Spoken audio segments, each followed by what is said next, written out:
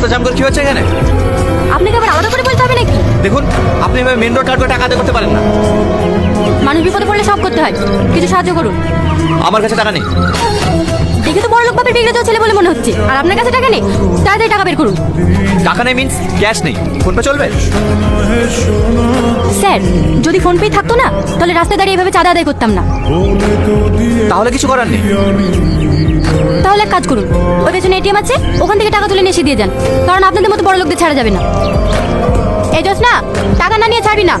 আমি আবার কাজে গেলাম, আমি আবার বিকেলে এসে দাঁড়াবো। কোনটা রাত চলছে নাকি? একটা গরিবের প্রাণ বাঁচানো যদি গুন্ডামি হয় তাহলে সেটাই ভাবুন। বাবু, কি হয়েছে বাড়িতে? এত ধুমধাম কিসের? ধুমধাম হবে না?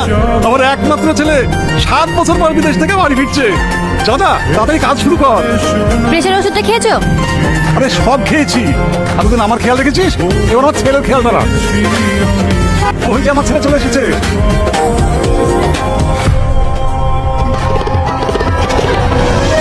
এ কি অবস্থা তোর? বিদেশ থেকে বাড়ি ফিরছিস না কুস্তির আখড়া থেকে বাড়ি ফিরছিস? আমাদেরকে টাকাটা দিলে আমরা কি করি?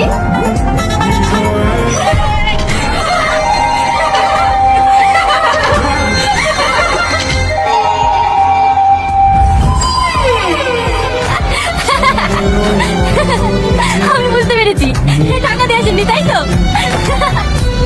ড্যাডি, এখানে এখানে। ও এবারটা কাজ করে, তুই তো চিনিস। খুব ভালো করে। চুপ! তারপর গাইয়া কোথাকার? আমাকে দেখে তোমার হাসি সাহস হয় কি করে? পায়ের জুতোকে মাথায় রাখলে ঠিক এমন অবস্থায় হয়।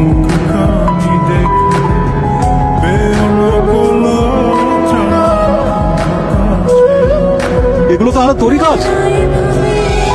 আমি জানতাম নাকি ও আপনার ছেলে। কিছু মনে করিস না, ও একটু রাগী। ঘরের অবস্থাটা কি করে দেখিছে? আমাকে বলে আনপর গাইয়া।